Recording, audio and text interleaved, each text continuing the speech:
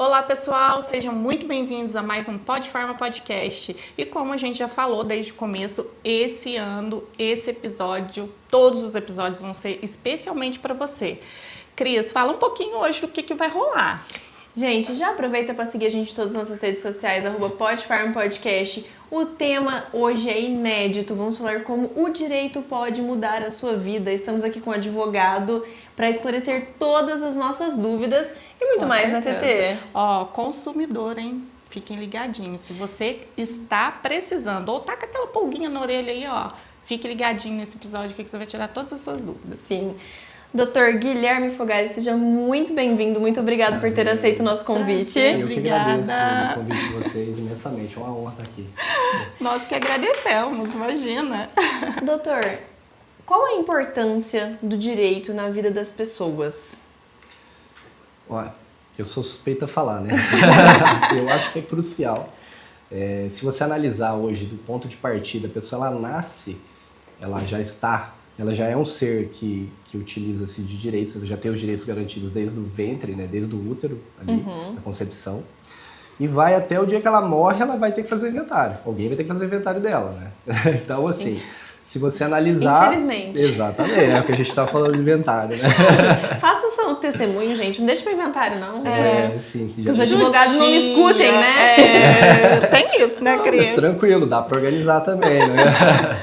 Não, na verdade é assim, o que a gente sempre recomenda, brincadeiras à parte, a questão de que você falou, de inventário, de ter essa característica, né? Hoje já existe uma situação que é o planejamento sucessório.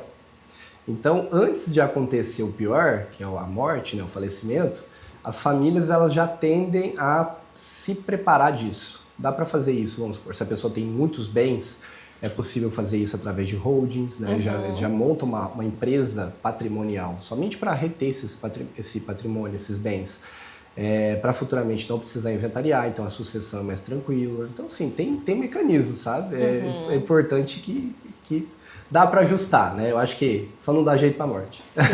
E o gasto antecipando fica menor? Sim. Ou depois que vem a falecer, o gasto é maior? É maior.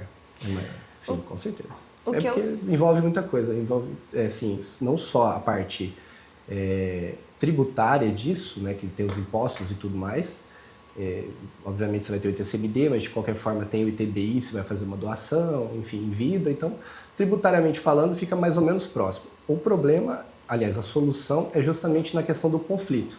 Você reduz muito o conflito fazendo de maneira antecipada. E também os custos de honorários também já dá para reduzir bastante. Então, se o advogado vai cobrar X, você consegue negociar melhores honorários fazendo de maneira antecipada. Diminui a briga familiar. Diminui a briga também. O que eu sinto, pelo menos na minha família, é que a minha avó, por exemplo, eu sempre cobrei ela de já deixar isso pronto, que o do meu pai deu um trabalho que só Deus na causa. Parece que o feedback que eu sinto dela é que se ela fizer o testemunho dela, ela já tá, pronta pra morrer. E na verdade não, né? Você está apenas se preparando para que fique tudo organizado da forma que você deseja. Exatamente. Eu tenho esse preconceito mesmo. É normal, sabe? Até a gente tenta explicar, mas existe essa questão. Nossa, se eu tô fazendo ali um testamento, se eu tô doando em vida, se eu tô fazendo alguma coisa nesse sentido, será que eu já tô falando que eu quero morrer? Né? Ou as pessoas... E até existe um ponto contrário também, né? A pessoa fica muito assim, nossa, mas estão querendo minha morte. Mas não é isso. É só porque facilita mesmo, de verdade. Mas em termos culturais, o brasileiro, né, não querendo generalizar, obviamente, mas a nossa tendência, eu digo até por mim mesmo, é a gente protelar um pouco a resolver certas coisas, né? Você vai deixando, depois eu vejo. E aí chega num ponto que às vezes já fica mais complicado, né? Fica mais caro. Sim. Doutor, o que levou você a fazer o direito? Foi até engraçado, assim, é uma situação que, quando eu penso, eu acho que todo mundo tem esse negócio, foi Deus, mas eu vejo que foi Deus na minha vida num determinado momento que colocou tudo isso, sabe? Antes de efetivamente escolher o direito, ou o direito me escolher, né? Eu já fazia faculdade, eu já estava, acho que se eu não me engano, no 8º período, 7º período, e eu tinha ali uma agência de marketing, eu trabalhava com isso, eu já tinha alguns clientes, nós já... tínhamos boa referência na região, um rendimento interessante, né? E quando você para pensar, você fala, nossa, vou começar a carreira do zero. né? Vou começar uma carreira aqui, às vezes negativo, porque você não tem clientes, você não tem contatos, você não tem ninguém e você não tem experiência, né? Então, na época, eu fiquei muito assim, muito balançado e já faturava bem com o marketing. Era uma urgência, né? Não era uma agência, era uma urgência. Era eu, minha companheira e tinha ali um ou outro parceiro que a gente delegava os trabalhos, mas era muito pouco, era mais muito artesanal. E aí, dessa forma, quando eu fui, eu me recordo que eu precisei fazer algumas atividades ali no núcleo de prática da Unifenas, e aquilo ali foi muito transformador para mim, porque aí você pega e vai para a prática, né? Você sai da sala de aula, onde você não tem a aplicação do direito, e vai para o núcleo que você está conversando com o cliente, por mais que sejam clientes não pagantes, né? Você não está recebendo para estar ali, você está fazendo um trabalho voluntário, tanto para a faculdade quanto para a população de Alfenas. Mas receberem experiência conta às vezes mais do que em dinheiro. Né? Exatamente, exatamente. Foi aí onde que eu percebi que eu falei, opa, aí é minha praia. Porque o que eu mais gostava do marketing, além, obviamente, da parte visual, eu gosto muito dessa parte estética, a parte, enfim, geral, assim, arquitetura, design, eu gosto muito, sempre gostei. Somado a isso, era a questão de fazer reuniões, atender clientes, fechar negócios, isso para mim era muito atrativo. Quando eu estava lá no núcleo, eu consegui ter uma prática disso com a população de Alfenas. E aí eu falei, opa, tem coisa mais interessante aqui do que só livros, só aulas, slides e tudo mais. Então foi onde me despertou a sementinha ali da advocacia. Eu falei, não, peraí, eu acho que eu vou tentar mais um pouco. Né? E foi no finalzinho, eu estava quase desistindo do curso. Eu cheguei a cogitar desistir do curso, porque o marketing estava dando muito certo. Eu falei, não, eu vou continuar, vou formar. E aí foi um divisor de águas muito importante, porque somado a isso, eu tive ali um problema no marketing, né? A gente teve algumas inadimplências, alguns calotes. Que é normal. Acontece, vocês sabem muito bem. E esses calotes, assim, eles me desestabilizaram bastante financeiramente naquela época. E aí eu vi que nem tudo são flores. Falei, não existe bom lugar, bom momento, não existe estabilidade, não existe nada, né? A pandemia veio para poder sacudir a gente nisso. Sim, muito. Todo mundo ali estava estável, de repente você vê, né, tudo tendo que se reinventar. Tudo tendo que se reinventar. Até eu me recordo muito que foi um choque assim para mim quando eu vi que a Febraban estava negociando a possibilidade de fazer retenções de salários de bancários, coisas nesse sentido assim. Eu falei, cara, nem banco tem garantia, né? Não existe estabilidade, olha pra você ver. Então, assim, aquilo me abriu muito a mente. E aí, com esse calote, esse problema, foi meio que forçado. Falei, não, peraí, então aqui não tá dando muito certo, deixa eu continuar mesmo no direito, deixa eu focar nisso, eu vou dar uma chance. E hoje eu vejo que para mim foi o maior presente. Eu, olhando para trás, eu percebo que foi a melhor situação assim, que poderia ter acontecido. E isso, você acha que por todo esse processo, por tudo isso que você passou, te despertou esse interesse em dar mentorias, em ajudar recém-formados? Com certeza. Com certeza, porque o que acontece? Aí foi aonde o gancho ele encaixa perfeitamente. Porque assim, saindo do curso de Direito, tendo passado na OAB, eu tive que me reinventar e estruturar um escritório do zero. Vindo, como eu disse, até negativo, na verdade. Você tem que investir, você tem que pôr dinheiro. Né? A empresa de marketing ainda funcionava meio home office, tinha alguns clientes ali, eu consegui manter alguma coisa. Mas eu dei um voto e apostei nessa questão da advocacia muito, muito forte ali, sabe? E associando o marketing com a advocacia, já nos primeiros meses eu consegui um rendimento absurdo. Eu lembro que assim... Casamento perfeito. Foi o casamento perfeito. Logo... E eu me recordo que eu estava na pandemia, eu me formei um pouco antes da pandemia, peguei o OAB e fui advogar. E logo antes ali de estourar toda a situação, eu já tinha processos protocolados, eu já tinha acordos sendo feitos. Eu me lembro que o primeiro acordo que eu fiz, se eu não me engano, rendeu ali mais ou menos na época uns 17 mil de honorários, no primeiro mês de advocacia. Foi assustador. Nossa Senhora. Eu fiquei em choque também. Foi um boom. Foi um boom. E aí abriu a mente. Eu falei, gente, tem coisa boa aqui, tem coisa interessante. E assim, é lógico que não só pelo dinheiro, mas a situação toda que a gente vê é possível um advogado recém-formado, com pouca ou quase nada de experiência, porque ele tem ali a experiência, obviamente, da faculdade. Né? Ele precisa de uma mentoria, ele precisa de um apoio para desenvolver aquilo ali, aplicar e faturar. certo? Porque também eu não recomendo, eu não gosto de aventureiro. Eu acho que assim, tudo que eu fiz até hoje na minha vida, das escolhas que eu fiz, se eu não sabia fazer, eu conheci alguém que sabia que podia me ensinar. Esse é o grande ponto. Porque o risco do aventureiro, ele não sabe fazer, ele não conhece ninguém, ele vai tentar fazer sem saber. Isso é muito perigoso. Muito arriscado, né? É muito arriscado, em qualquer negócio. No empreendedorismo, na advocacia, nas profissões, né, vamos dizer assim, de carteira ali, seja médico, seja dentista, de qualquer coisa.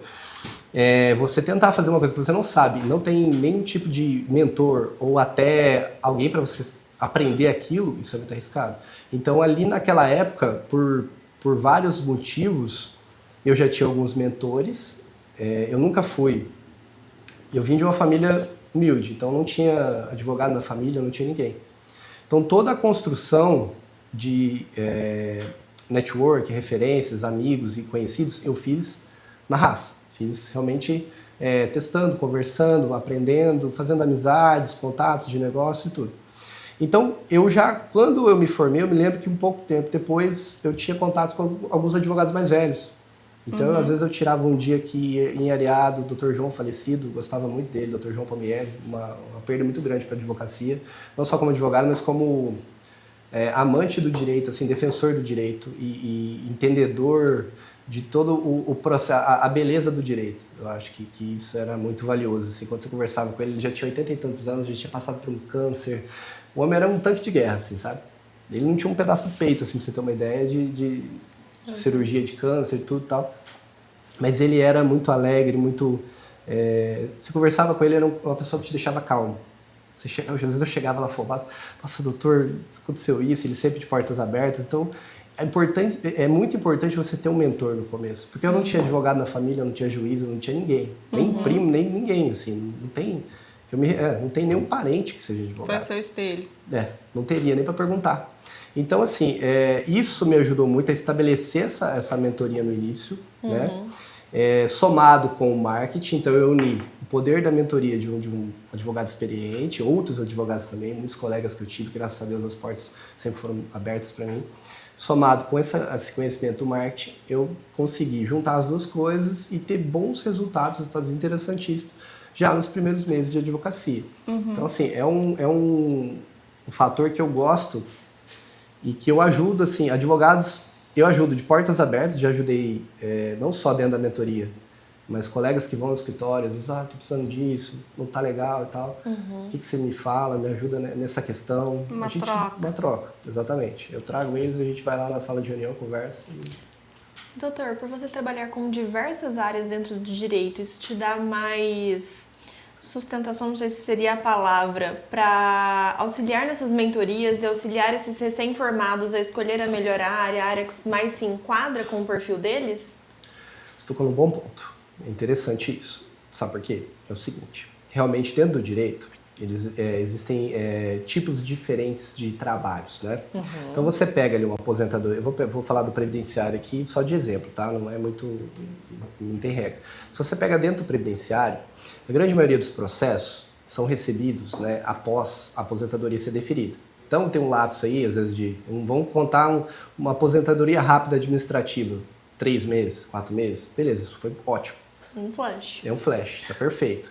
Difícil. Acontece, mas é difícil. Difícil. Não, porque assim, às vezes, eu vou te falar, tem advogado bom previdenciarista, mas tem advogado que tem uma sorte boa também previdenciarista. Não é uma loteria às vezes. Porque, eu vou te falar, às vezes você junta a documentação toda perfeita, intacta, e aquilo demora um ano. Às vezes o cara junta, faltando pedaço, defere no mês, 15 dias. Então assim, tem uma pitadinha... Tem uma pitada de sorte. Você tem que ter um santo bom também, entendeu? Você tem que estar em dia com o espiritual. Não basta um bom advogado, tem que ter uma boa fé. Exatamente. Se tem parente que reza, é bom ter um pouquinho de fé também, viu? Além da mentoria, tem que ter fé. Aí você pega o previdenciário, que às vezes um processo curto administrativo, 6 meses, legal, ótimo, maravilhoso. Às vezes esse processo administrativo, ele é indeferido, vira um recurso administrativo, entra com mandado de segurança e vira 5 anos. Nossa Senhora. Eu tenho um lá que chegou pra gente, já tem um tempo já. A pessoa tinha entrado com o contador, procurou o contador que deu a entrada. faltou uns documentos. Aí a gente pegou, fez um recurso, que a cliente... Aliás, mentira, perdão. O contador fez um recurso. Faltou os documentos, indeferiu. Aí o contador fez um recurso administrativo. Talvez a gente não faria, naquele caso específico. Entraria direto judicial e já teria saído. Nessa daí, a cliente demorou... Não vou falar perdeu porque podia ter dado certo. Mas a cliente demorou ali mais 1 ano e meio, além dos 8 meses para o indeferimento inicial, mais 1 ano e meio, 2 anos e pouco, para ter uma negativa do recurso. Porque como já tinha aquele recurso administrativo, ela, no meio do caminho ela falou, doutor, me procurou do escritório e tal, a gente tem aqui, eu tô com um caso assim, minha mãe e tal, você não consegue resolver? Eu falei, olha, você já entrou com recurso. A gente pode tentar um mandado de segurança para fazer o INSS apreciar, porque ele tem um prazo, a gente força isso, mas é aquela história, estão forçando eles a trabalharem, não sei se o resultado vai ser deferido ou indeferido, exatamente. É porque assim, eles têm a obrigação de avaliar, mas eles não têm a obrigação de deferir. Né? Eles podem ir lá, dar um sim ou não. Exato. Se tiver na trela deles, lá e vai. Exatamente. Então eu falei, avisei e tal, falei, não, você quer tentar? A gente tenta. Mas assim, eu recomendo depois a gente judicializar isso daí, porque realmente às vezes vai ser mais rápido. Aí realmente a gente entrou com mandado de segurança, rapidinho já julgou, pediu uma liminar, deferiu a liminar, já julgou e julgou improcedente, como eu imaginava. Porque realmente a documentação que tinha sido juntada lá no começo não era total. Mas o que eu quero dizer é o seguinte, um processo desse aí, se você pega, você vê, já tinha, quando chegou pra gente, já tinha uns 2 anos e meio, mais ou menos. Nossa. Então, se o advogado está esperando isso, como é que ele faz? Como é que ele vive? Como é que ele paga a conta? Como é que ele paga a fatura do cartão? Como é que ele paga, entendeu? Como é que ele paga o aluguel? Tem jeito. Então, assim, o trabalho da mentoria também é identificar dentro da área de atuação do advogado, ou pelo menos, da expertise dele, porque às vezes eu quero trabalhar com direito do trabalho, mas eu não sou bom de direito do trabalho, gente. Eu tenho que aceitar isso. Né? Às vezes a gente quer uma coisa, mas a gente não é bom naquilo. Um teste vocacional. Sim, basicamente isso. A gente analisa essa questão, porque às vezes nada impede de você... Às vezes você é bom no direito do trabalho, você consegue resolver o caso do seu cliente, mas o advogado ele força a fazer uma coisa que não está muito ali no fit dele, não está dando muito certo e que às vezes vai causar esse problema de recebimento. Então a gente analisa, previdenciário, poxa, tá, vamos trabalhar então com curto, médio e longo prazo? Curto prazo, análise de documentação, você pode cobrar consulta, você pode cobrar planejamento previdenciário, enfim. Médio prazo, essas administrativas. O cliente chegou, está com todos os documentos bonitinhos, está na idade de aposentar, vai deferir. Ou, né, depende, mas a chance é... Aquela história, o advogado, gente, não tudo pode... indica que sim. Tudo indica que sim. Sempre tem 1% de não certeza, tá? O cliente às vezes, não, doutor, isso aí é causa ganha, você me dá certeza? Eu falei, amigo... Certeza só Deus. Se fosse eu que fosse julgar, eu te dava. Mas não sou eu que vou julgar, nem aqui, nem lá em cima, não tem como. Né? Não dá, porque o que acontece? Os caras lá, os assessores, às vezes o juiz, às vezes mau dia, tudo pode acontecer, né? Então assim, a gente não dá, e se o advogado tá dando muita certeza por aí, é perigoso. Né? Nem deveria, porque tá no código de ética que não pode. Mas o que acontece é assim, a gente faz essa análise para curto, médio e longo prazo e passa essa visão para o advogado. Então, poxa, a curto prazo ele consegue fazer um planejamento previdenciário, a médio prazo ele consegue fazer uma administrativa, às vezes um auxílio maternidade, né, salário maternidade, perdão, auxílio doença. Então, assim, são coisas que ele consegue, são produtos que ele consegue trabalhar para dar mais longevidade no negócio dele. E justamente por conhecer de vários produtos, a gente tem mais facilidade de, dentro da mentoria, identificar essa questão. Porque aí eu consigo saber, vamos supor, dentro de um... o advogado trabalhista. Trabalhista empresarial, trabalhista reclamante. Não, advogado trabalhista reclamante. A trabalhista já é uma justiça rápida, né? Ela sai ali, vamos supor, você entra pro processo, está marcada a audiência para dali um mês, e já marca a perícia. Quando tem perícia demora um pouco mais, mas assim, no grande maioria dos casos, em 8 meses o processo está resolvido. A previdenciária é a mais longa que tem, né? Eu acho. Uma das mais longas, e tem o inventário judicial também, que demora, né? O inventário fica meio de canto ali, né? Já morreu mesmo, né? Eu acho que é mais ou menos assim, entendeu? Mas assim, teoricamente, o previdenciário não são todos os casos, né? Os colegas advogados que advogam mais ativamente no previdenciário vão falar, não, isso aí não é regra. Não é regra mesmo, né? No direito, você tem que entender uma coisa, no direito não existe regra para nada. A regra é que não tem regras, entendeu? Nós atuamos geralmente analisando caso a caso. Todos os casos, seja do advogado, seja do cliente. É assim, eu tento trabalhar no escritório, tento não, gente, é uma política nossa mesmo. Uma advocacia híbrida entre a escala e o artesanal. Então, por exemplo, hoje nós temos defesas lá que custam um valor bem alto, mas que a qualidade delas é entregue a mesma qualidade da defesa que custa menos. Mas é óbvio que a gente tem que adequar ao público. Chega um empresário, o empresário fatura 10x por mês, 20x, 100x, como é que eu vou fazer o mesmo valor de uma pessoa que não tem esse mesmo faturamento, essa mesma renda, né? Só que assim, não é avaliado nessa questão, é avaliado na complexidade do caso. Então a gente faz sempre uma avaliação diante da complexidade, quanto tempo vai demorar e tudo isso que é passado pela peneira ali para poder fazer o valuation do serviço. Mas dentro desse escopo aqui, quando a gente pega a trabalhista, você, apesar de ter uma justiça mais rápida, existem outros produtos, existem defesas, né? Existem atendimentos, você pode fazer cálculo, tem muita coisa que dá para fazer. Então, sim, finalizando a sua pergunta, quando a gente tem atende mais áreas, está no full service, você consegue também ter mais embasamento para poder auxiliar os outros colegas, seja consumidor, seja previdenciário, seja empresarial. Dá para... Eu não tinha pensado nessa questão de dentro de... Oi, Lineker, você abre pra gente? Olha, Nossa. Patrocinador novo, Cris. Ai, que delícia! Meu Deus, gente, hamburgueria 91. Vou mostrar pra vocês, porque o cheirinho tá maravilhoso. A hamburgueria mandou esfirras pra gente, mas lá tem esfirra, lanche, pizza, tudo, né, Tetê? Tudo. Uma entrega super rápida, então se você é aqui de Alfenas, pode entrar em contato, a gente deixa o Instagram aqui, hamburgueria 91. O cheirinho tá Chega muito bom. quentinho, hein, Cris? A gente já vai provar, viu? Maravilhoso. Muito obrigada. obrigada. Hamburgueria. Perfeito. Doutor, eu não tinha pensado nessa questão dentro de uma mesma área, porque dentro de uma mesma área você tem que pensar no que você vai receber a curto, médio e longo prazo, né? Exatamente. Ainda tem mais essa dificuldade para o advogado, que se ele pegar só inventário, por exemplo, longo, ele vai passar os primeiros anos sem comer, né? Exatamente. Vai ter que... Não Então sei essa o que ele vai orientação, fazer. essa orientação é muito importante. Exatamente. Mas a relação do advogado com o contador é uma relação geralmente benéfica ou vocês encontram dificuldades nessa interface onde os dois atuam? Eu vejo assim, que toda área, todo profissional, né, quando a gente pega,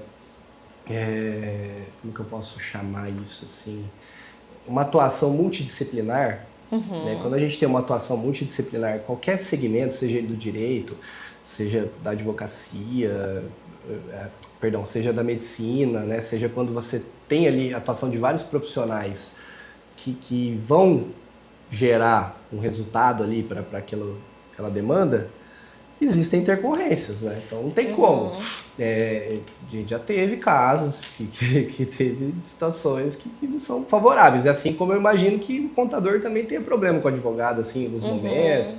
É normal. Eu acho assim, dentro de cada profissão existem os hábitos, né? Então, o advogado tem determinados hábitos que talvez para o contador, que é um profissional mais lógico, eu vejo isso, tá? Porque o que eu vejo? O advogado que ele consegue ser mais lógico, e é raro, né? O advogado que ele consegue 1 mais 1 é 2 e vamos e tal, ele performa bastante, ele não é tão filosófico. Eu falo porque eu sou muito filosófico. Não sei se vocês já perceberam, eu gosto de falar e filosofar. Na profissão exige, não tem como um advogado ficar quieto, então faz parte. Exatamente. É muito bom. Então, e aí o que acontece? Como existe essa questão mais filosófica assim dentro da advocacia, às vezes o profissional mais técnico, mais direto, ele tem dificuldades para atuar junto de alguma maneira, né? E vice-versa. O advogado às vezes também vai falar, nossa senhora, como é que faz? assim, interpretar um balanço empresarial é difícil, eu já tive problema, eu mesmo, para interpretar um balanço no começo, é totalmente confuso, você não entende, porque está como ativo, entra como ativo, mas entra negativo, como é que é isso? Por quê? Mas por que está negativo? Não dá para entender.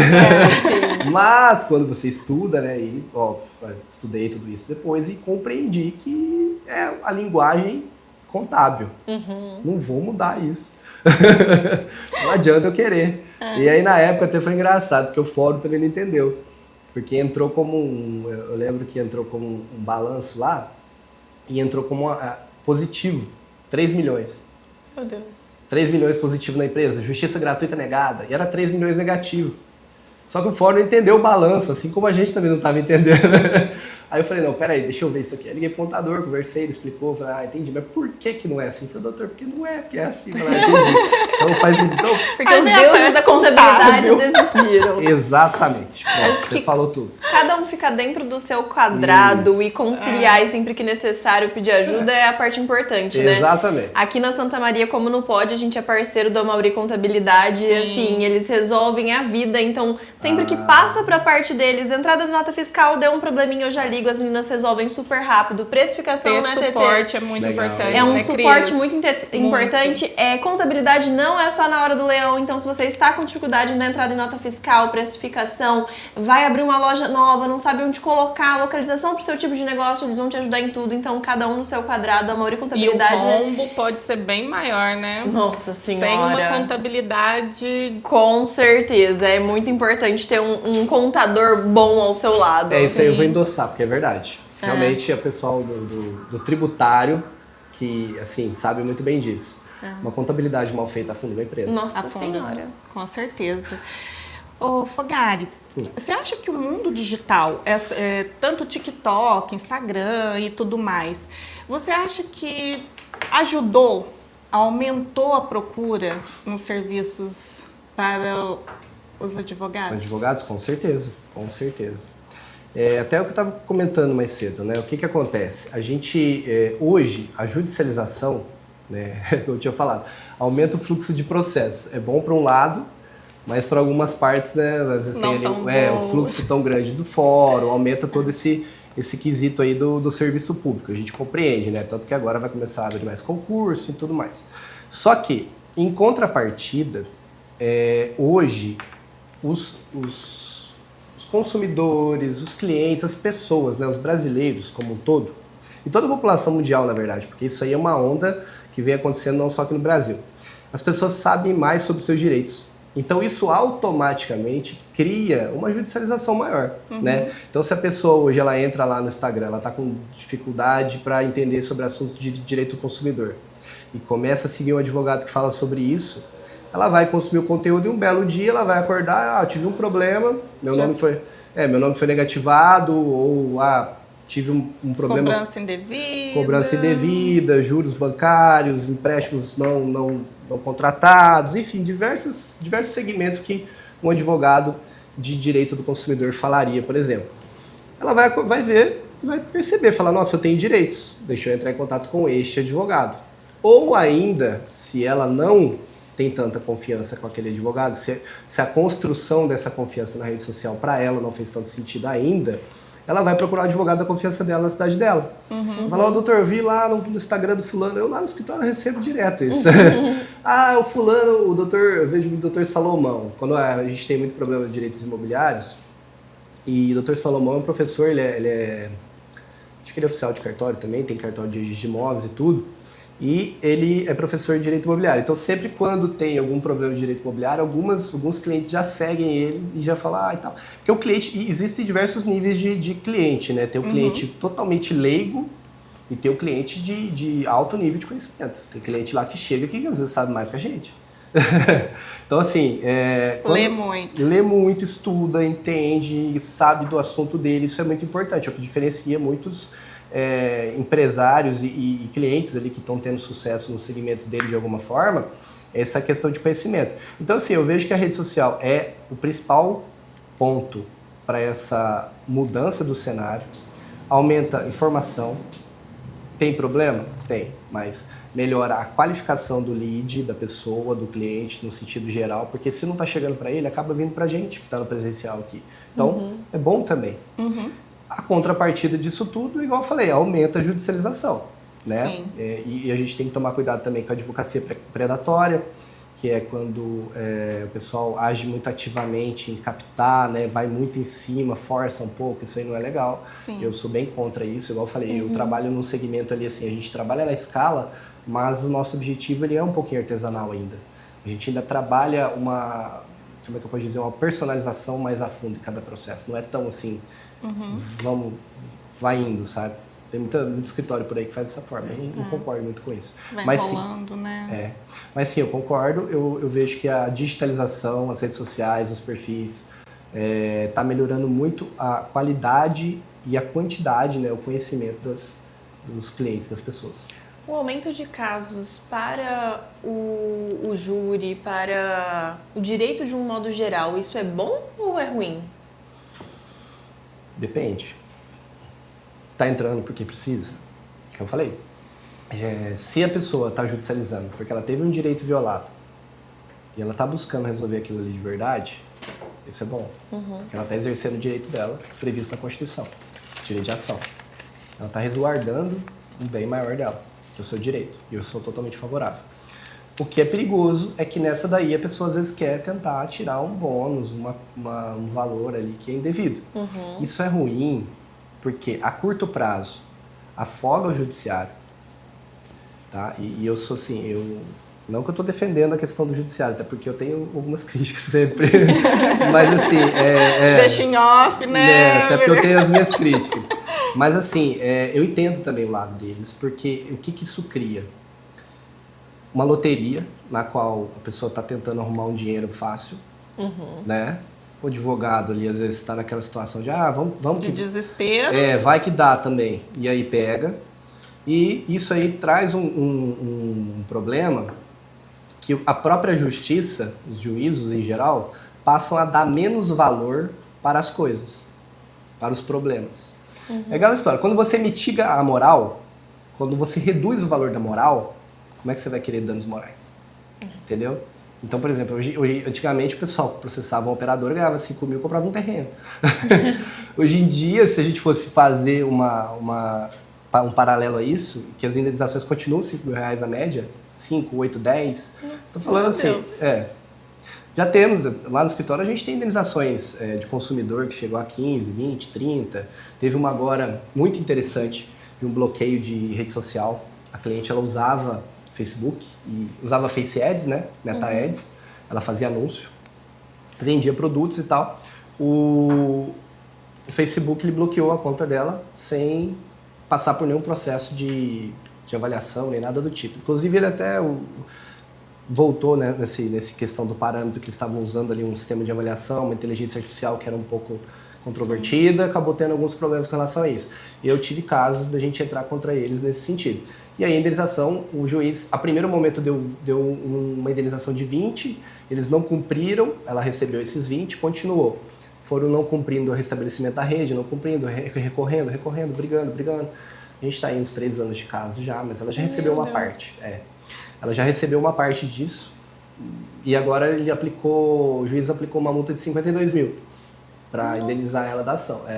Isso eu estou falando de juizado especial. Então, assim, se a gente pensar que é uma ação de pequeno porte que virou uma indenização de somada e está dando 60 mil, mais ou menos, já geral, é um resultado bem interessante. Mas eu estou falando disso, não é todo o caso. É um caso um pouco mais singular, né? Então, assim, a média são as indenizações mais curtas e tal, na faixa ali, vamos dizer assim, são indenizações hoje que chegam até 15 mil reais, por exemplo. Nossa. E quais são os... Perdão, pode falar. Quais são os critérios usados para esses valores de indenização? Eu também queria saber. Descubra, processo e descubra. Eu também queria saber, eu já questionei já. Não, assim, igual eu tô falando, a situação é o seguinte, existe pelo que eu sei, né, de todo o procedimento, existe uma corregedoria, existem níveis ali de controle do judiciário, que às vezes, dependendo se tiver dando muita indenização muito alta, eles dão, olha, tá meio alto aí, vamos adequar isso daqui, tá um pouco fora. E eu vejo muito que é uma percepção social também, né? Igual eu falei, se a gente mitiga muita moral, ela não é altamente indenizável, né? Então, sim, quanto mais se judicializa, desnecessariamente, se cria também por trás de tudo isso. Eu sei que não deveria ser. Eu sei que cada caso deveria ser um caso. Mas se você abarrota muito o judiciário com uma coisa que não tem muito sentido, eles vão ficando mais ressabiados, assim, e não vão indenizando tão alto, não. O critério vai mudando, exatamente. Ah, nossa, mais uma ação dessa daqui. Entendeu? Dentro do direito do consumidor, qual foi a ação mais mirabolante que já te ofertaram para você pegar o caso? A cara dele. Fica com medo da resposta. Não, então, o que acontece? As pessoas exageram, né? Exageram. Não, assim, a advocacia, ela ensina, porque hoje o que acontece?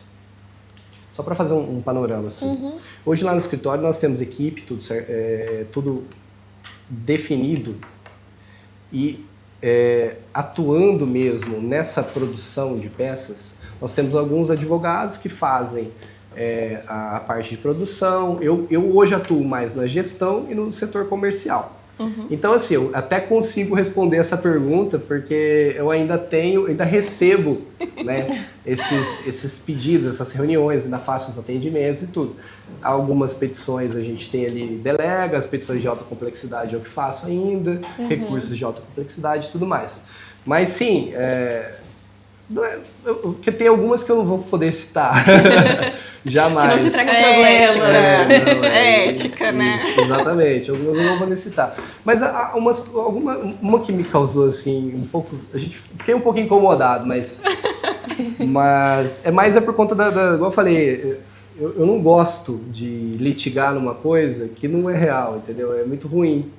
Então, a cliente, ela procurou a gente no escritório. Não, doutor, eu tenho lá, fez esse empréstimo aqui... Era uma senhorinha, sabe?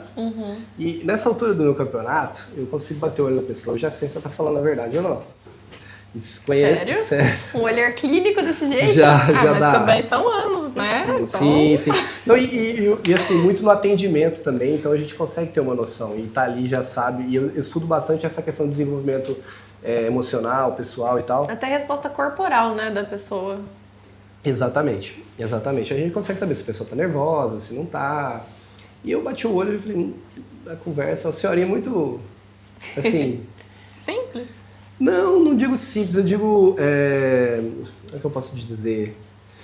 Padrão de filme, assim, de boa... Planejado. Boa senhorinha, boa moça, muito ali, muito contida, aquela coisa. Eu falei, tem umas que eu vejo e falo, legal. Mas eu já percebi que a conversa era um pouco diferente. Eu falei, eu não sei, eu nunca vi isso, eu nunca fiz tudo... E eu falei, não, tem certeza? Tem certeza que não fez? Porque assim, eu advogo para financeiras e advogo contra financeiras. Eu conheço os dois lados da moeda. Eu sei até o que eles vão usar. Eu sei, bom, né? A resposta. Eu sei encontrar o que eles vão fazer, eu sei tudo certinho. E se vocês tiverem um contrato, né? Não tem, porque isso, porque aquilo outro. Então tá bom, perfeito. Então vamos ajuizar então, vamos separar a documentação, você vai mandar, vamos passar para as meninas o caso, né, vai estar com a produção, elas vão te pedir a documentação, a comunicação vai ser feita pelo atendimento, vamos embora, vai dar certo. E aí chegou, a gente judicializou, tudo certinho. Quando chegou a contestação do banco, contestação é defesa, né? Então assim, a gente protocola a inicial e passa ali, o banco é intimado, tem 15 dias para apresentar a defesa. Chegou a contestação, tinha um áudio dela, conversando, falando que aceitava, que sabia como é que funcionava assim, já sabe. E a inicial toda a gente alegando que desconhece o procedimento do formato de cartão. E tá um monte de coisa. Eu falei, gente do céu, e agora, como é que eu fico com esse carão? Meu Deus. Aí eu chamei a dona fulana e tal, né, como é que faz? Mas eu não lembro disso. Aí eu catei um recorte do áudio, assim, igual você tá vendo. Eu que assim, ó. Essa voz aqui não é da senhora mesmo, não mandei o áudio pra Você tá com problema de memória? Se tiver, a Metalab ajuda, né? Você acredita que ela falou isso? Ela falou, nossa, mas eu devo estar com problema de memória. Então eu falei, entendi. Meu Deus.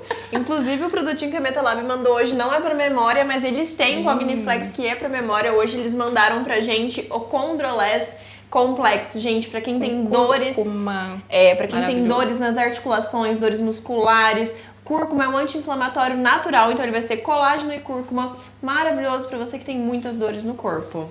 Ó, a senhorinha devia tomar alguma coisa pra memória, né? A gente vai pedir você passa o contato, a Metalab manda um Cogniflex pra ela, pra dar uma melhorada. Vai me ajudar, viu? Falar pra vocês. Aí chega lá, ó, isso quando não tem a foto do cliente no contrato, o banco junto lá bonitinho, segurando o RG.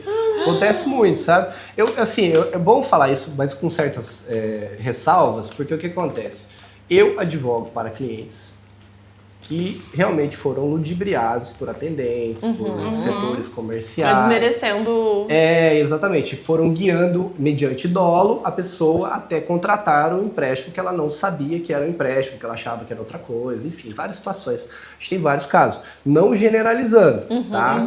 Mas acontece, às vezes a gente fica de carão. Tem outros, muitos outros, como eu falei, eu não posso falar. Mas esse aí é um que dá para falar. Mas, doutora, assim, ligando, né, ao caso que você está falando. Certo. A gente vê muito operadoras, e não só de bancos, mas agora de financeiras, ligando para aposentados e fazendo empréstimos, que chega no final do mês ele não tem nem o que receber. O que fazer nesse caso? Bom, primeira coisa, se existe um tutor, porque assim, ó, vamos lá. Tem fatores e fatores. Tem gente que é tomador de empréstimo compulsivo, tá? Tem que tomar muito cuidado. Às vezes a gente tem um parente que é assim, não sabe. Tem que tomar certas precauções, avaliar. Na hora que descobre. Na hora que descobre já tá um rombo que a pessoa recebe R$300. Sério, tem gente lá no escritório que acontece isso. A gente fica muito chateado. Sim. Nós ajudamos pessoas nessa situação.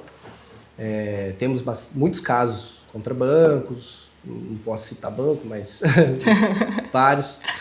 E é procedimento, igual eu falei, a sociedade ela é hostil, né? Então tentando vender o tempo todo, seja de uma maneira lícita ou ilícita, né? Ou uma maneira interessante ou obscura, né? Então tem que tomar muito cuidado. Mas aí o que nós fazemos? Nós avaliamos o caso, identificamos se aquela pessoa é uma tomadora de empréstimo contumaz, né? Se ela já tem esse hábito, porque a pessoa que tem o hábito, o pessoal liga, comecinho do ano já faz o aumento da margem, né, porque aumenta o salário, já liga, tem aqui R$200 disponível, R$1.000, você consegue pegar R$1.000, só pega. Mas não deveria ter, assim, um mínimo estipulado, 30% sobre o valor, 40%, não existe isso? Existe a margem consignável, ela mudou. Salvo o melhor juízo, eu não vou falar o valor da margem consignável agora, porque a porcentagem dela aumentou recentemente, tá?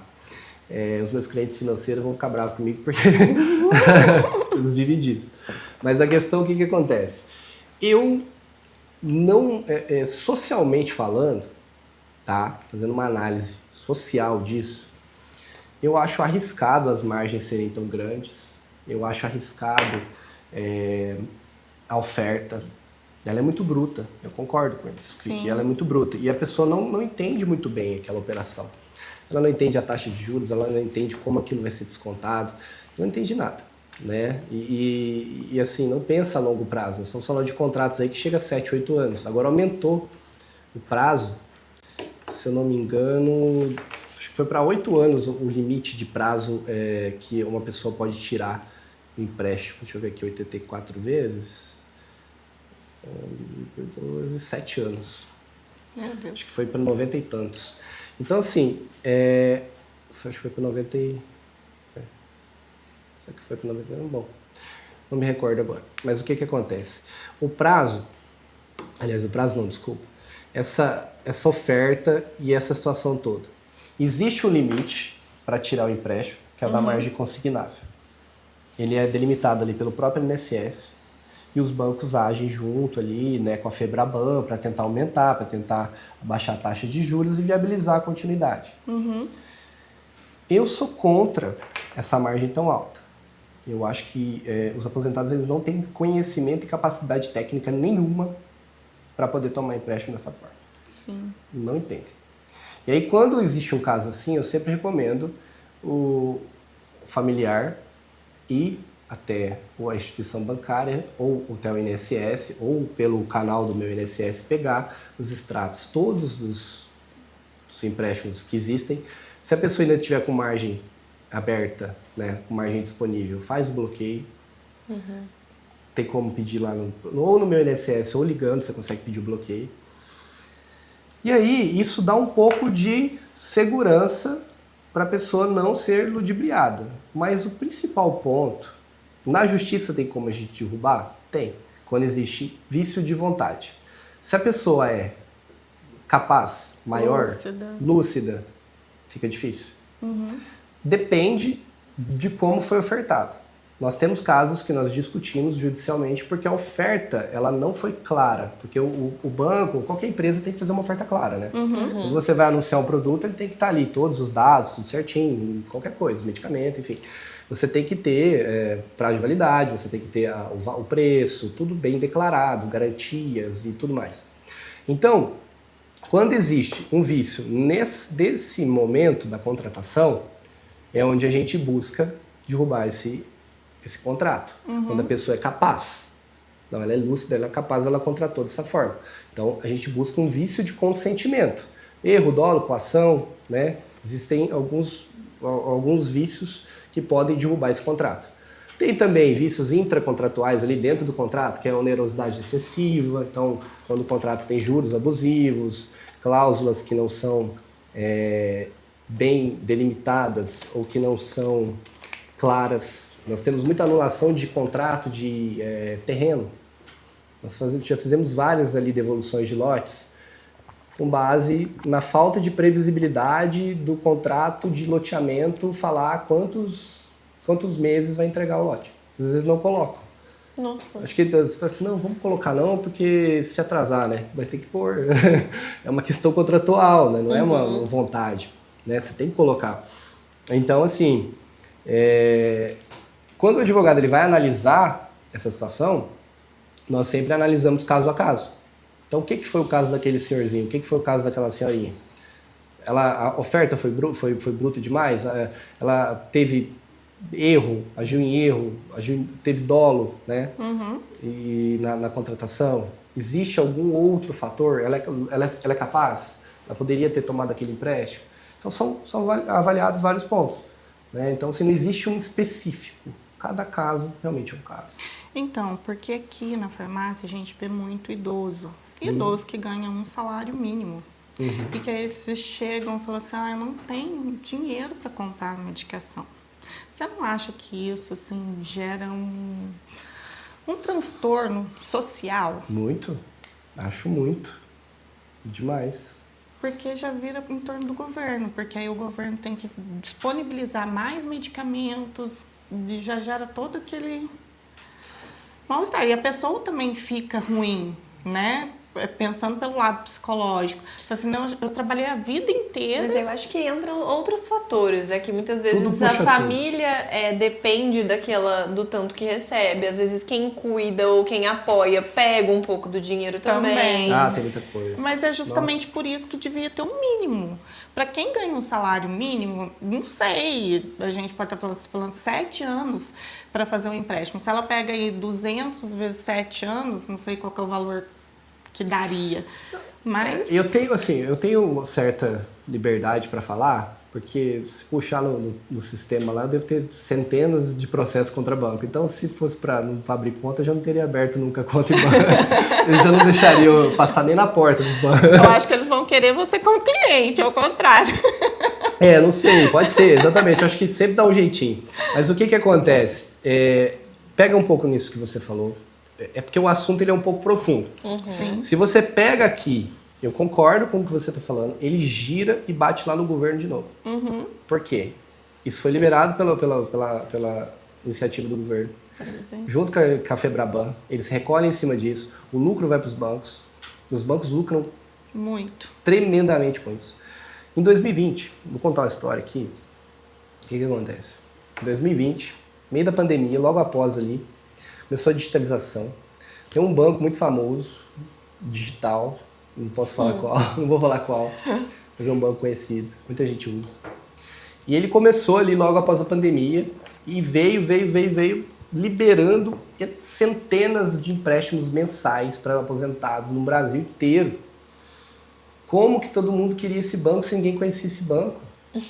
Se fosse um Itaú da vida, um Banco do Brasil, a gente até entende. Sim. Mas é um banco novo, um banco com 2 letras no nome. Então, assim... Então, pra deixar todo mundo pelado. Não, veio... A situação veio contratando, gerando um lucro capital para eles absurdo. E aí a gente foi descobrir o que aconteceu. Era um banco que tinha algumas facilidades para poder provar esses contratos. Existia dentro da cadeia produtiva ali um grande índice de problemas com assinaturas e tudo. E isso foi gerando um enorme fator de empréstimos que não eram realmente feitos pelas pessoas. Que eram feitos... Sério? Entendeu? Aí cai na conta da pessoa, a pessoa fala, nossa, dinheiro. Gastei. Acha que é o 13º, que às vezes é 2 mil, 3 mil, gastou. Aí, de cada 100, 20 entrou pro processo. Os outros 80 pagaram, porque aí gastou o dinheiro. Nós estamos falando de gente humilde, de gente de idade. Sim. A pessoa gastar R$1, ela não vai querer devolver mais. Ela fala, nossa, eu gastei, nossa, mas eu tô errado. Eu peguei, eu usei. Exatamente. Então, assim, muitos. Então, nesse sentido, o que nós fizemos? Os que chegaram para nós, advogados, né? A gente fez o processo, entrou com as ações. Eu, por já conhecer algumas coisas do direito bancário, eu já tinha um pouco do know-how de como que isso era feito por dentro. Então eu já sabia o que estava acontecendo. Então a gente já entrava com a ação assertiva. Eu já pedia a perícia da assinatura, ia dar falsa, que não foi assinado pela pessoa, e já derrubava o contrato, já estornava valores e tudo. Isso começou muito bom lá atrás, os juízes entendiam, achavam absurdo, falavam, nossa, como assim fez contrato, né, que não podia e tudo. E aí davam indenizações interessantes. Recentemente a gente ainda tem um resquício disso, né? Estamos falando de 5 anos atrás, 4 anos atrás. Isso acabou agora, diminuiu muito. Não acabou, mas diminuiu muito. Porque hoje os contratos eles não são mais físicos, as assinaturas. Elas são por selfie, né? A pessoa faz a identificação toda ali, a biométrica, para poder liberar o contrato. Exatamente. Hoje até para a gente entrar na conta tem reconhecimento facial. Então, assim, com isso que aconteceu, muitos bancos lucraram muito. Muitos bancos se ergueram muito em determinados momentos. E isso gerou, obviamente, um retorno financeiro para o governo e assim sucessivamente. Então, assim, eu Guilherme, pessoa e advogado, não concordo. Eu acho que é uma situação, assim, que deixa o aposentado extremamente vulnerável. Ele não tem condições técnicas para avaliar se aquilo ali é bom para ele ou não. Ele só pensa, R$1.000, eu precisava trocar meu fogão, vai ser bom. Aí... E quem passou por esse processo indevido, tem quanto tempo para poder entrar na justiça para estar reavendo ou... O que acontece? A gente, existem prescrições ali de 5 anos, de 2 anos e tudo mais. O que a gente tenta sempre trabalhar é que não se apoiar tanto nessa questão da prescrição e tentar buscar o apoio o mais rápido possível. Tá? Porque se deixar para o último dia, às vezes a justiça vê isso como, mas não estava precisando, né? Por mais que às vezes a pessoa só tomou consciência muito tempo depois, acontece. Né? A gente sabe disso.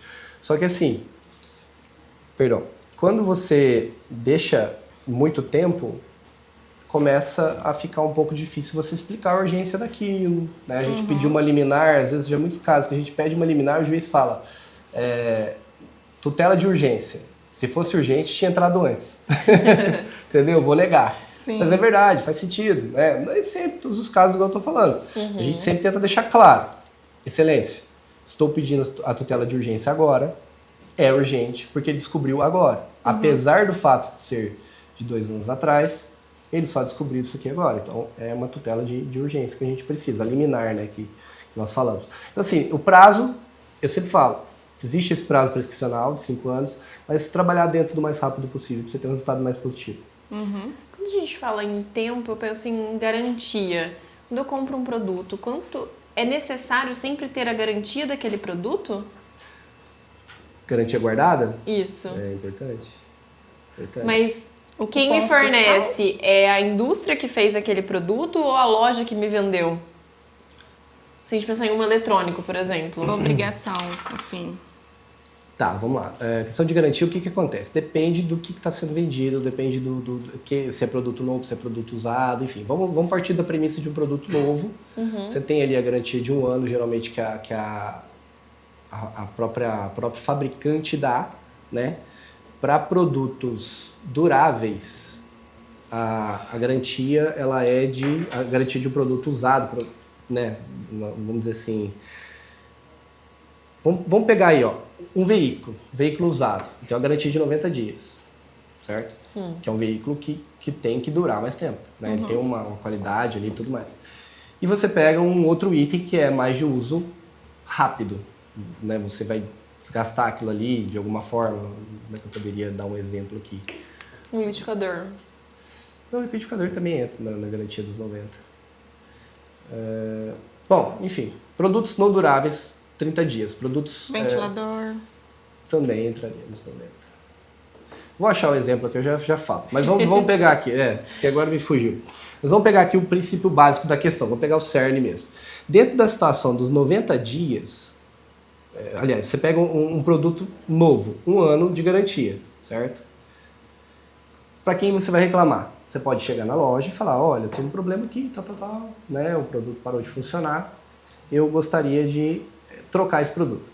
Algumas lojas, elas não vão ter uma capacidade técnica de te auxiliar tanto ali. Eles já vão remeter isso para o fabricante avaliar se existe mesmo um defeito, o que está acontecendo, eles vão mandar para uma assistência técnica, então vai participar desse processo aí de análise. Depois desse prazo, eles têm 30 dias para poder fazer um retorno para você e te falar, olha, a gente identificou aqui o defeito e vai consertar. Você aguarda o conserto que vai demorar mais 30 dias?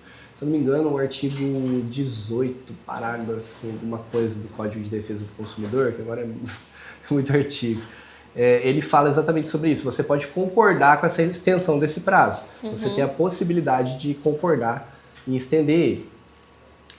Estendendo esse prazo, você dá ali mais 30 dias para a garantia cobrir, entrega o seu produto, tudo bem.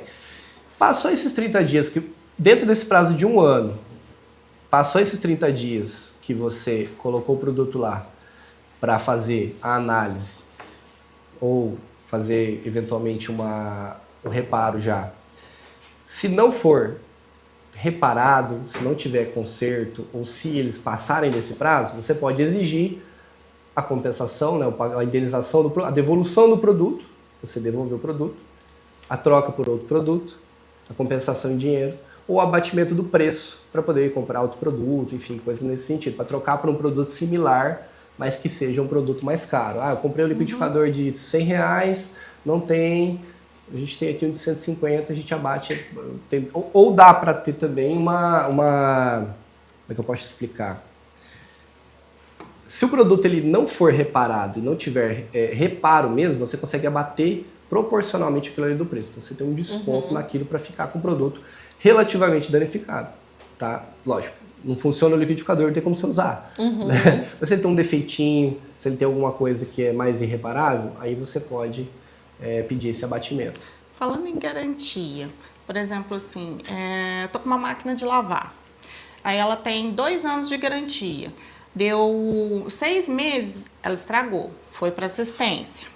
Aí paralisa esse período da garantia ou continua contando? Suspende. Ele suspende, paralisa. O tempo que ela está no conserto. Exatamente.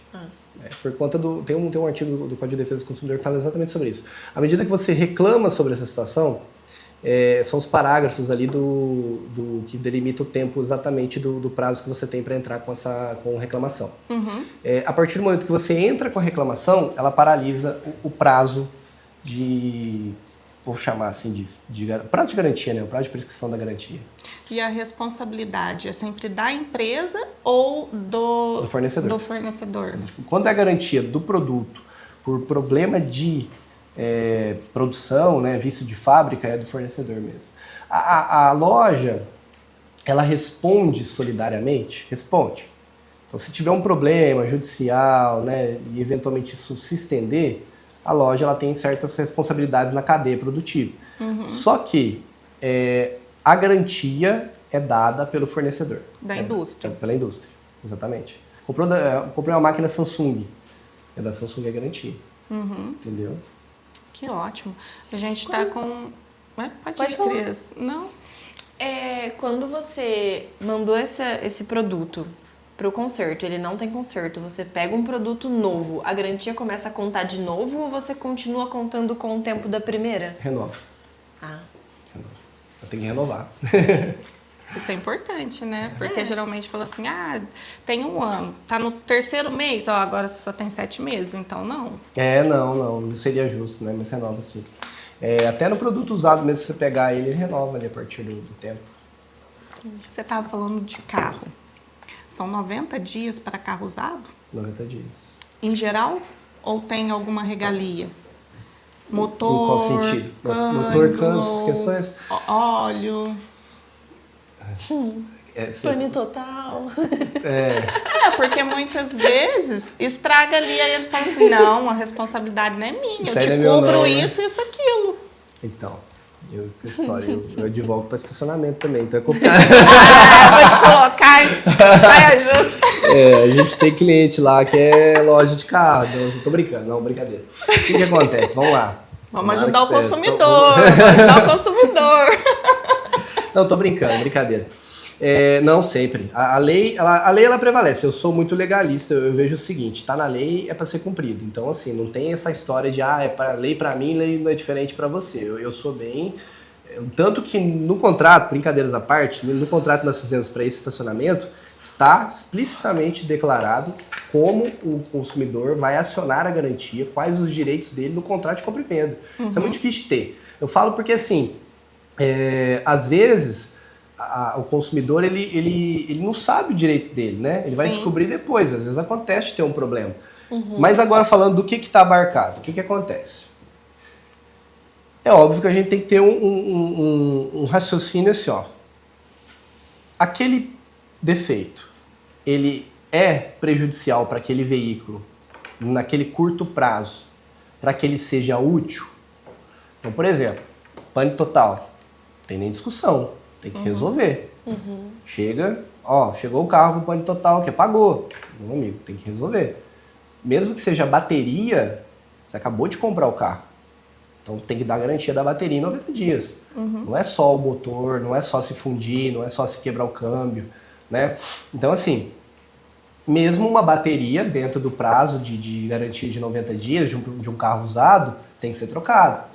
Né, a recomendação que nós damos para os clientes. Quando é cliente, pessoa física, nós sempre falamos, existe um empecilho de que você utiliza esse veículo, ele está te atrapalhando? Não, olha,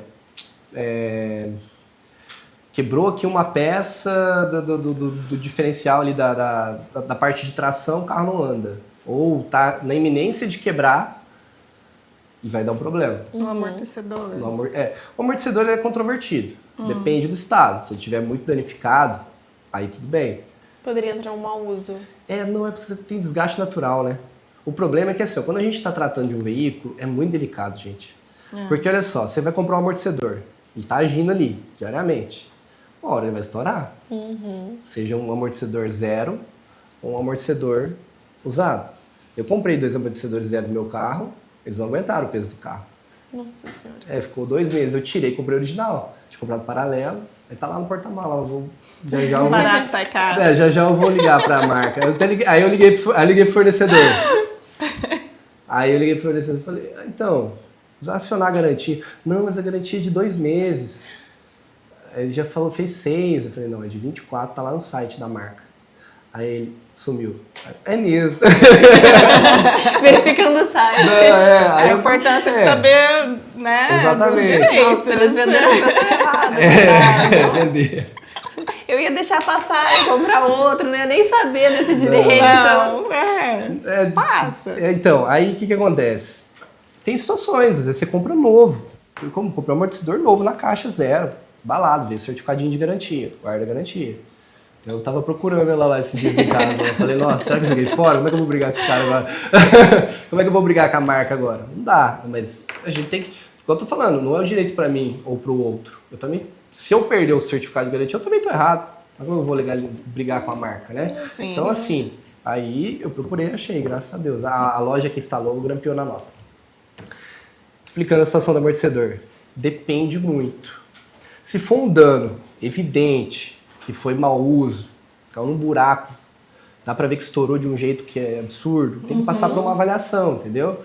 Agora, os itens de desgaste natural, tem que tomar muito cuidado quando vai fazer essa revisão, porque já teve situações do cliente chegar e querer fazer uma revisão no carro, extensa, depois que comprou, muito grande, trocou um monte de coisa, mas eram situações que iam dar problema, ele estava se prevenindo do futuro, mas um futuro muito distante e meio incerto. Então eram peças que ele fez uma revisão. Então isso aí é um pouquinho... Fica difícil de você conseguir garantir um direito desse. Mas, como eu digo, se o item é mais... como eu posso te dizer? Não é urgente, mas é que vai causar um dano. O dano é latente ali, ele tá chegando, tá próximo, você tá vendo, essa peça aqui vai quebrar, não tá legal, já tava, obviamente. A bateria deu defeito, deu pane, uma pane elétrica, alguma coisa nesse sentido. E motor e câmbio também, né? Fundiu o motor com um mês de uso. Se foi mau uso, por não ter verificado questões de arrefecimento, pode ser que seja controvertido. Mas o consumidor, na grande maioria das vezes, tem razão nesse aspecto do fundir motor. Câmbio, quebra de câmbio. Então são vícios que eles já vêm ali de mais tempo, né? E existe o vício oculto, que é um vício de difícil constatação. Pensa lá num probleminha, num pistão que fica lá dentro do motor. Nem o mecânico, se você pegar o carro hoje usado, falar, olha, mecânico de confiança, esse carro aqui tá bom, vai ouvir o barulho, vai andar, vai mexer, vai olhar uma coisinha, vai olhar o arrefecimento, vai olhar isso, vai olhar aquilo, vai dar uma olhada no amortecedor se está estourado, vai falar, o carro tá bom, mas aquele carro tinha um probleminha lá no pistão, lá dentro do motor, e aí era um vício oculto. Aí sim, ele inclusive excede o tempo da garantia. O vício oculto, ele não é só de 90 dias, ele começa a contar a partir do prazo que você descobre ele. Né? Então aí você tem um prazo a partir do descobrimento dele para você. Que bacana. Agora posso te colocar esse ajuste de novo? Pode. Aí vai. Lá vem. Falando de contratos, né? Você falou que é bom tá tudo cláusulas em contratos. Geralmente, se essas cláusulas não estão totalmente de acordo, a pessoa chega lá, não lê e assina, tem como reverter? As cláusulas do contrato, no caso de compra e venda? Venda de quê, exatamente? Por exemplo, no caso do carro, não cobrimos motor, a garantia de motor, ou tarará, tarará. Dá para reverter. Eu, inclusive, estava lendo jurisprudência essa semana sobre isso. Como que você me perguntou, eu bateu certinho. O que acontece? O direito da garantia, ele não é um direito negociável. É um direito que está previsto no Código de Defesa do Consumidor.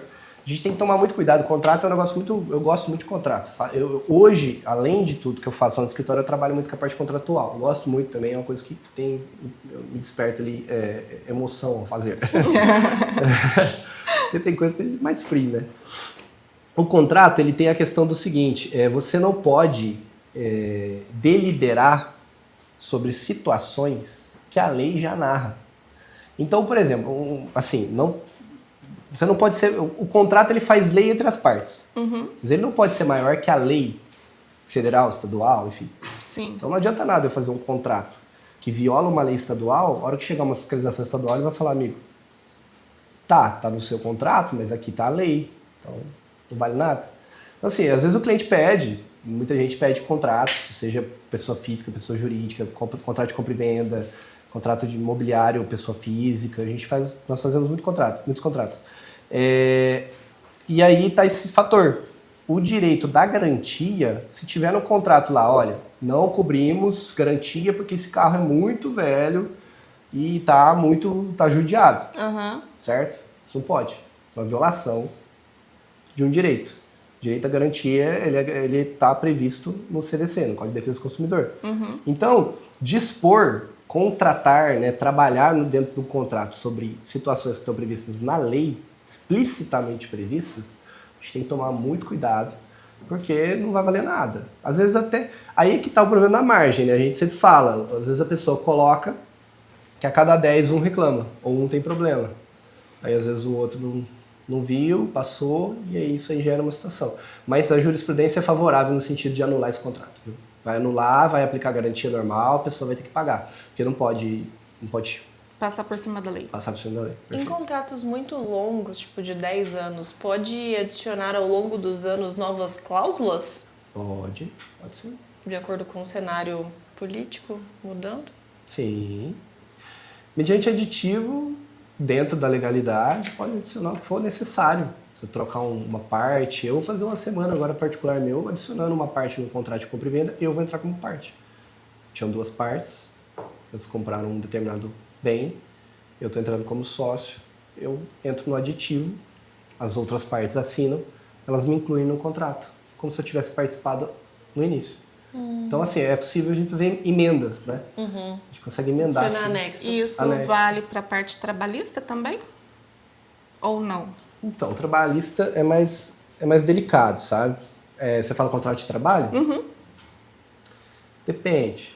O negócio dá para fazer. Porque, assim, a grande maioria das empresas não faz nem contrato de trabalho, deveria. Sim, deveria. Deveria. Então, a pessoa entra para trabalhar, registra, bonitinho, tá certo, ótimo, que bom. Mas não tem contrato de trabalho, não tem contrato de experiência, não tem nada. É tudo ali, direto no social, né? Já lança lá. Tá no contrato de experiência, 90 dias vai virar efetivo, caso, né, nós assim determinarmos. Com isso, você deixa muita coisa em aberto. Porque a empresa e até para o funcionário mesmo, né? É uma garantia estar no contrato de trabalho ou não. Sim. Então, se determinada atividade está no contrato de trabalho, ela tem que ser executada ou não, se ela está para ser feita, se ela está para não ser feita. O mesmo vale para benefícios, o mesmo vale para diversos assuntos. Isso é um grande fator, a gente pega muito isso aí na questão de desvio de função, acúmulo de função. Quando, assim, do lado da empresa, no caso, sempre a gente recomenda que exista um contrato de trabalho, porque ali você vai delimitar exatamente o que era para a pessoa fazer. E esse contrato de trabalho ele pode ser agregado depois de ter registrado, a pessoa está com mais de ano, aí pode fazer um contrato e entrar em comum acordo, ou ele não tem validação mais? Tem validade, dá para ser feito, sim. Sem problema nenhum. Deixar a pessoa ciente. Hoje em dia tem muitas questões, né? Tanto visual, porque hoje está tudo muito digital. Aí vem aquela lá de direitos de imagem, tal. Entendi o seu ponto. É bom. Dá para fazer, dá para fazer também o termo, né? O termo de uso de imagem. A autorização do uso da imagem. Sem que haja necessidade de diretamente fazer um novo contrato de trabalho ou do zero. Dá para fazer isso dessa forma. O que a gente sempre recomenda é que, assim, todo cliente empresário que chega com problema trabalhista é por falta de documento. Ah, mas não registrou. Tá, era falta de um documento de registro. Não, mas isso, aquilo, não, mas a lei é para ser seguida. Não sou eu que estou dizendo, o juiz vai falar isso. Se chegar lá na audiência e falar, mas o fulano pediu tal coisa, mas aqui não tá. Vamos para a caixinha de perguntas? Vamos, você tem bastante, hein? Tem muitas dúvidas aí. Gente.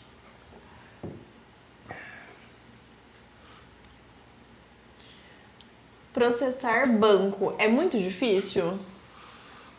Não. Que os bancos não escutem.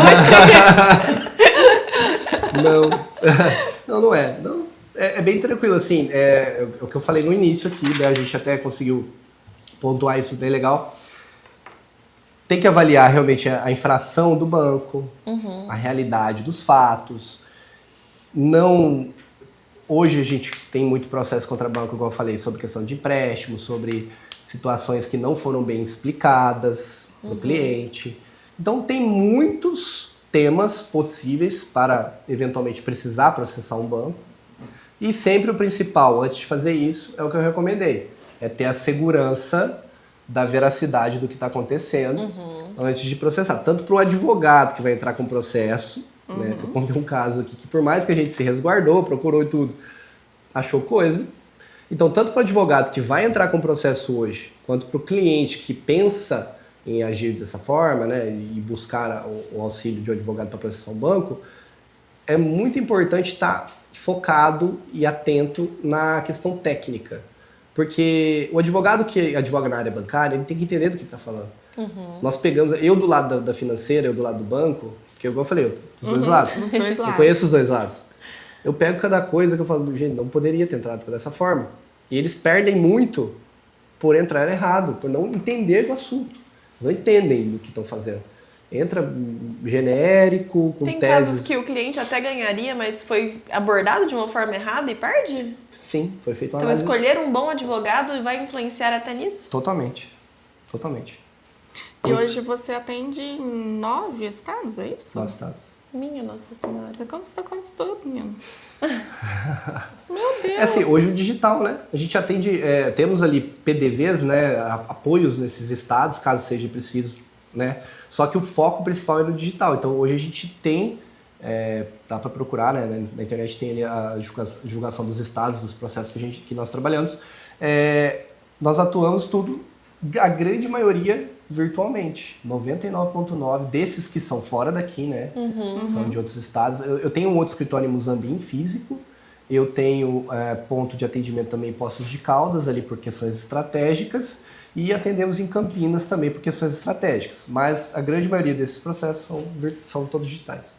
Para a OAB, você pode atuar em diversas localizações sem problema nenhum? Até 10 processos por ano em cada estado. Sem ser o seu? Sem ser o meu, com a OAB do meu estado. Se eventualmente passar disso, você tem que ter uma OAB nova, pagar uma anuidade a mais. É por estado também? É por estado também. Ah, tá. Que legal. Mas a OAB, ela tem essa liberdade. Se eu não me engano, o CRO da odontologia, salvo me engano, não sei, não me recordo agora, minha esposa é dentista, mas eu até esqueci esse fato. Eu acho que não pode atuar. Você é de Minas, você atua em Minas, você está de São Paulo. O farmacêutico não pode, tem que tirar um para cada estado. Tem isso também. Eu acho que Tem que ter um engenheiro também, né, eu lembro disso. Dividido. E hoje lá, qual é a sua maior demanda? É trabalhista? É jurídico? É digital? O que mais te pega assim? Como eu disse, hoje eu trabalho em 2 frentes hoje. As principais frentes, né? Eu tenho a boutique, que são ações de alto valor. Então são defesas que nós cobramos ali 5 dígitos para atuar nelas. Defesas, ações iniciais, enfim, inventários. Dependendo do caso, chega a 6 dígitos de honorários para estar atuando dentro da boutique. A meta é que isso aumente cada vez mais e atinge ali, né, valores maiores. 7 dígitos, se Deus quiser, tanto de faturamento anual quanto de ações em geral. Mas existe a boutique que trabalha nesse aspecto e eu tenho a parte mais de escala, que eu gosto de atender ações, como a gente falou aqui, bancárias, direito imobiliário de menor complexidade, trabalhista, nós temos esse segmento. Então, dentro da escala, a gente atua em menor complexidade e dentro da boutique em maior complexidade. Eu não falo nem de ticket aqui, eu digo mais por complexidade mesmo. Porque, querendo ou não, existe uma diferenciação na complexidade, né? Tem ações que nós levamos o dobro, o triplo de tempo para executar ela, para fazer, do que uma ação convencional, né, que a gente está mais acostumado. Então, tem essa diferenciação. Com uma carga horária tão extensa, como você consegue separar o seu tempo pessoal para a família, bem-estar e não sobressair apenas o trabalho? Esse é o maior desafio, eu acho que de todo advogado. Eu acho que hoje vem dessa cultura. Quando eu me formei, já existia isso. Está melhorando muito. né? Com o mercado digital, com as possibilidades que aconteceram pós-pandemia, a gente pode... Já existia, né? Eu, quando iniciei, eu já atuava, tanto que, como eu disse, no começo da minha advocacia, aqueles primeiros honorários eu consegui online. Então, assim, aquele cliente do primeiro mês que deu aquele resultado, ele veio através da rede social. Então, isso já existia antes da pandemia. Eu comecei a advogar um pouco antes da pandemia. Então, isso só veio a aumentar a necessidade do advogado estar posicionado no digital. Hoje os advogados já sabem disso. Só que a diferença é que não é só se posicionar, não é só conseguir o cliente, é gerir tudo isso, que é onde você está tocando nesse momento. É você ter o equilíbrio entre... Porque o primeiro momento ele tem que vencer a barreira do ninguém me conhece, eu estou começando agora, quanto que eu cobro? Será que eu estou cobrando bem? Será que eu estou cobrando mal? Aí, às vezes cobra pouco, igual te falei, passa 6 meses sem receber, e assim vai indo. Então ele tem que vencer essa primeira barreira, depois ele entra numa barreira de sobrecarga, numa barreira de sobrecarga de trabalho. Hoje eu tenho colegas que a gente conversa sobre isso, que eu ajudo eles, auxilio, que eles possuem trabalho, eles ganham um valor razoável, mas por falta de otimização, falta de delegar, falta de ter um sistema interno que funcione. Isso, de gerenciamento de processos, não de processo judicial, mas de processos internos, processos produtivos, eles... De pessoas, de tudo. Eles deixam dinheiro na mesa, se sobrecarregam, não têm uma qualidade de vida, não viajam, não passeiam, não têm possibilidade de estar aqui 8 horas, 9 horas da noite, sem que tenha um prazo estourando amanhã, ou hoje, daqui a pouco, entendeu? É óbvio que nós atendemos, às vezes, situações de urgência, né? Tem colegas aqui que trabalham muito na urgência, né? Os criminalistas, eles chegam um caso, ele tem que virar uma noite. Mas se ele tem uma estrutura técnica na empresa, no escritório empresa dele, ele consegue ter essa qualidade de vida que a gente está falando. Ele delega toda aquela atividade e aí ele vai fazer o que ele precisa fazer. Eu vou lá fazer o júri. Vai lá cobrar 70, 80 mil para fazer o júri. Tudo bem. Ele vai lá fazer o júri, a defesa está pronta. Não tem que se preocupar com isso. Mas ele organizou tudo isso, ele deixou tudo isso de uma maneira autossustentável para que ele tivesse essa qualidade de vida, entendeu? Ter um bom escritório e uma boa equipe. Exatamente. Investir em pessoas, processo e tecnologia. Diogo Montalvão, que eu fui da mentoria dele ano passado, ele falou exatamente isso. Pedi uma dica para ele que fosse principal e foi essa, assim, nesse aspecto. Pessoas, processo e tecnologia. Quanto mais você investir nesses 3 pilares, né, é óbvio que estou falando dentro do negócio, né? Porque você também tem que investir em você. Que aí entra a questão do desenvolvimento pessoal, toda essa harmonia que tem que ter. Mas dentro do negócio, da empresa, escritório empresa, pessoas, processos e tecnologia vão facilitar bastante essa autonomia. Antes de você passar por todo esse processo, você chegou a levar processo literalmente para casa? Cheguei, acontecia. É normal na carreira do advogado ter esse rompimento um pouco do horário, né? Porque você tem ali liberdade, então acaba que às vezes ela te torna refém, você não está mais livre, você está preso, né? Então, assim, já aconteceu, antes de administrar isso, acontecia... É porque, assim, um grande diferencial é que eu tive isso por pouco tempo. Porque eu comecei o escritório já delegando. Eu já comecei com uma advogada contratada, eu já comecei com uma equipe, eu já comecei delegando diversos assuntos, eu já comecei com determinadas tecnologias, eu já comecei no digital.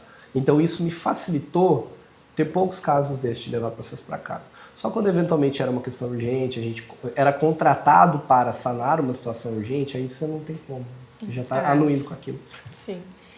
Quanto tempo o casal tem que ficar junto para ter que dividir as coisas quando se separa? Essa todo mundo quer saber. Ó, tem um cifrãozinho lá, ó. Com certeza. É muito relativo. Valores. É muito relativo. O que acontece? Nós sempre avaliamos a situação do seguinte. Existia o interesse de constituir família?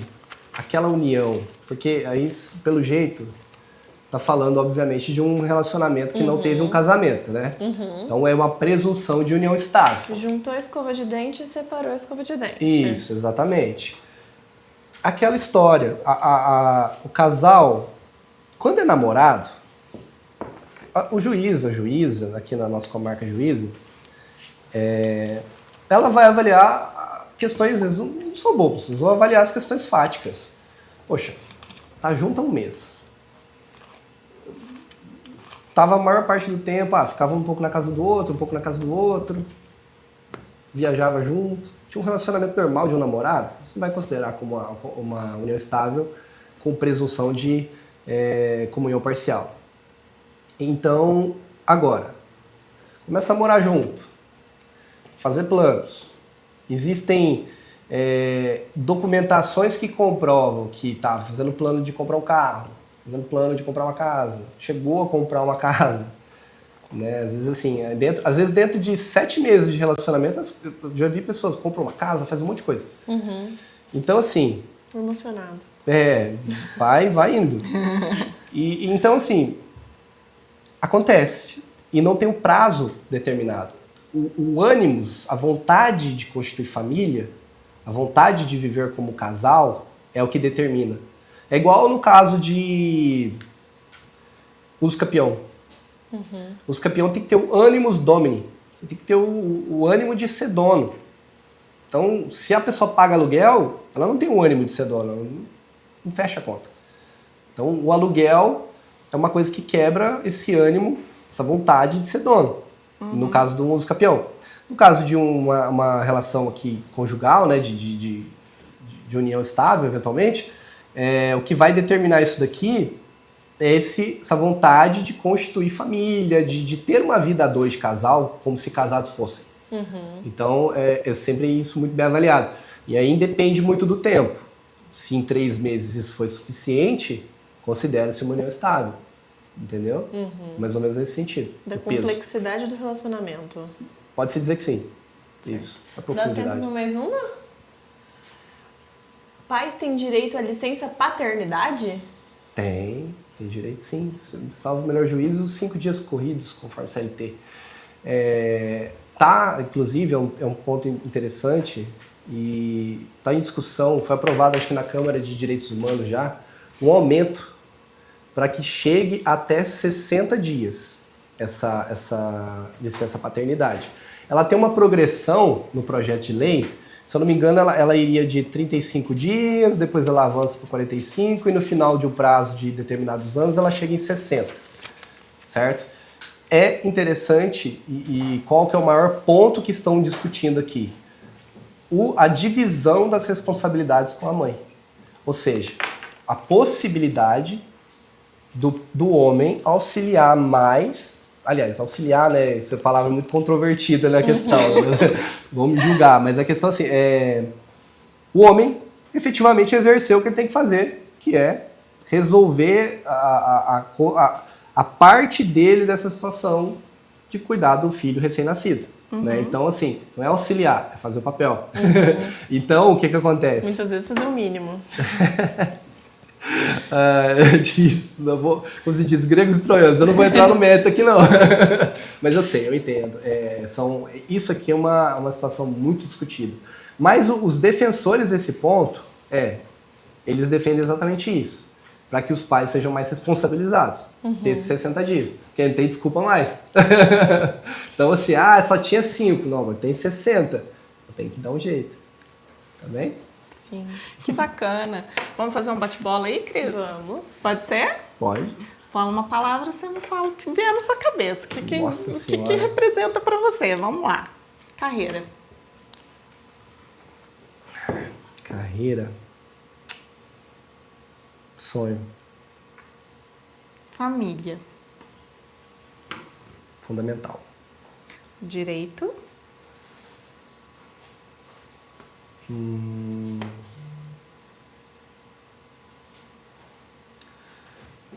Filosofia. Personalidade. Personalidade. Incisivo. Justiça. Dá pra trocar com sonho também?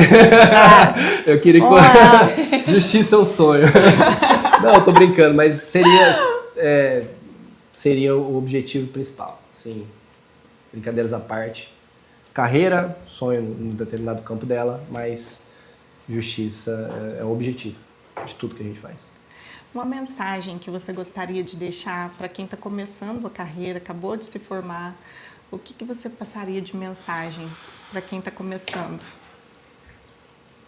Eu passaria que é importante, inicialmente, investir não só em capital, mas investir também na questão do conhecimento, buscar conhecimento, seja gratuito, seja pago, mas investir pesado no aumento desse conhecimento e rapidamente começar esse processo de delegação, buscando mentores, buscando apoio, buscando direcionamento, assim como eu fiz no começo. O que mais me trouxe essa autonomia que eu tenho hoje com pouco tempo, relativamente pouco tempo de carreira, é exatamente isso, buscar essa mentoria, buscar esse apoio, investir nisso, mas também delegar, confiar nas pessoas para poder exercer as atividades, os trabalhos, porque dentro desse mundo existe muito ego. Então, você não pode ter ego e você tem que entender que é necessário dividir essas responsabilidades para poder atingir um objetivo maior. E no seu escritório hoje você falou que dá curso de mentoria também, e você pode estar dando esse suporte para quem está necessitando, né? Sim, com certeza, estou de portas abertas. E onde as pessoas podem te encontrar, como que fazem para entrar em contato? Sim, pode entrar em contato através do Instagram, né, @Guilherme Fogari.